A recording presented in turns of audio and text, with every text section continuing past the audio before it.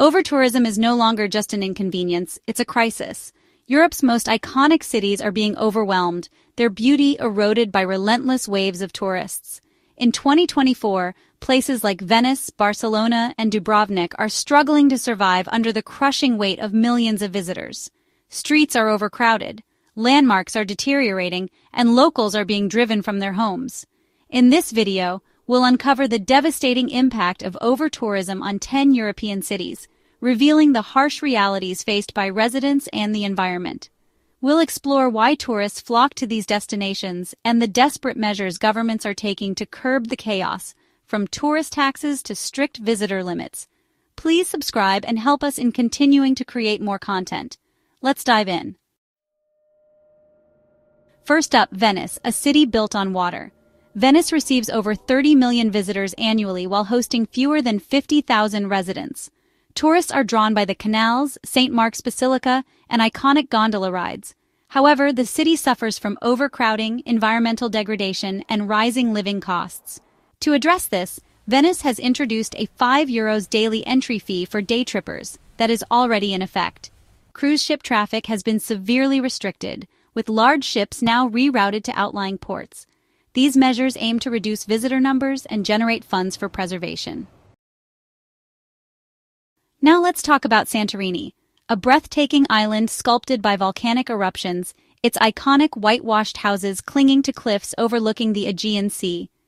Santorini's 2 million annual visitors overwhelm its small population of just 15,000 residents.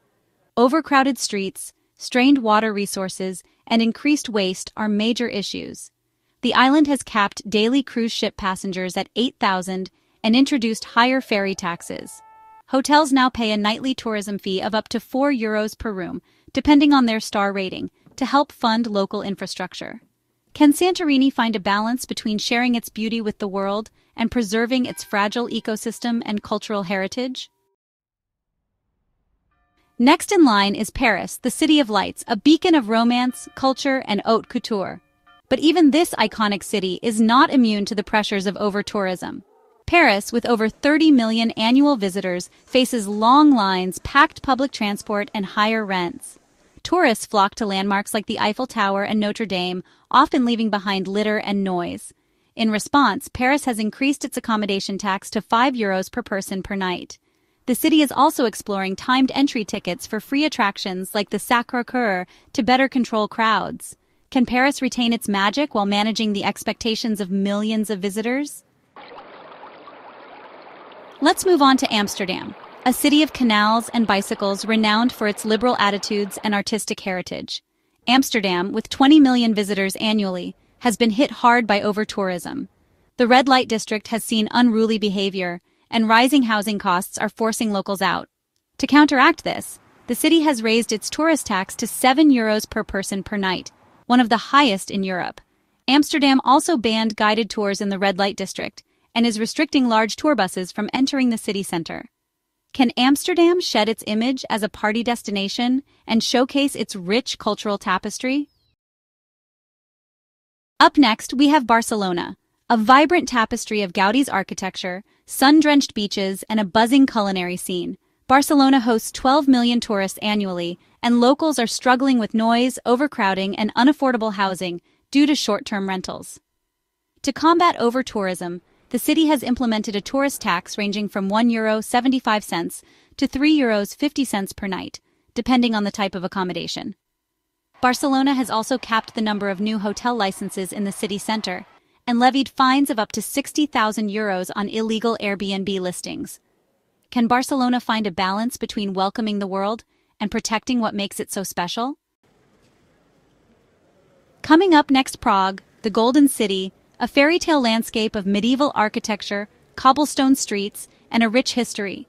Prague hosts 8 million visitors annually, and its narrow streets can't accommodate the constant crowds. Noise and drunk tourists have become major complaints for locals. The city has banned segways in the historic center and raised its tourist tax to €2 per person per night. Alcohol is now prohibited in public areas after 10 p.m. in an effort to improve the quality of life for residents. Can Prague find a way to manage its popularity while preserving its unique charm and character? On to our next destination, Reykjavik, the world's northernmost capital, a city where vibrant culture meets breathtaking natural beauty. Iceland's 2 million annual visitors are putting its pristine landscapes under immense pressure. Fragile ecosystems and small towns are struggling to keep up with the influx. To protect natural sites, Iceland has introduced a nature pass that charges tourists €10 per visit to popular locations like Thingvellir National Park. Tourist taxes on accommodation have also increased to €4 per person per night. Can Iceland manage its popularity while preserving the very landscapes that draw visitors in the first place? Next in line is Rome, the Eternal City, a living museum where ancient ruins stand as testaments to a glorious past. Rome sees 25 million tourists each year, many visiting the Colosseum, Vatican City, and Trevi Fountain.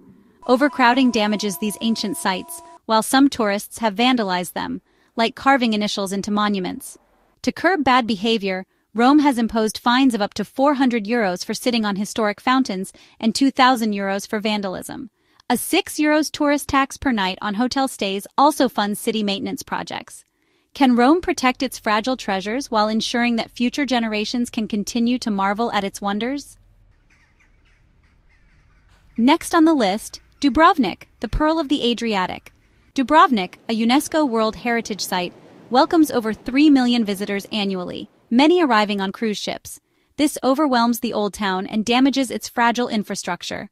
To tackle the issue, Dubrovnik has limited the number of cruise ships docking daily to just 2, allowing a maximum of 5,000 passengers. Additionally, entry to the city's historic walls now costs €35, aimed at reducing foot traffic and funding maintenance. Can this historic city find a way to manage its newfound fame while preserving its unique character and heritage for future generations? Last, nestled in the Austrian Alps and famed for its Baroque beauty and the Sound of Music legacy, Salzburg may look like a serene postcard, but behind the picturesque facade lies a city struggling to breathe under the weight of millions of tourists each year.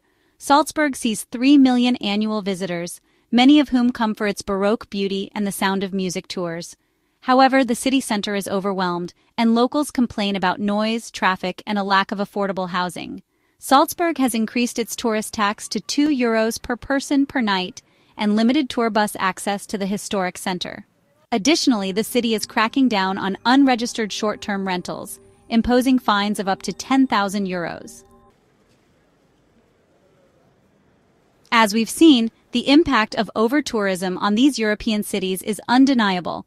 Historic centers are overwhelmed, local communities are displaced, and the very essence of what makes these places special is at risk. But it's not too late to change course. Sustainable tourism isn't just a buzzword, it's a necessity. It's about respecting the places we visit, supporting local businesses, minimizing our environmental impact, and traveling thoughtfully. Let's be mindful travelers, choosing experiences that benefit local communities and preserve cultural heritage. Please like, subscribe, and comment.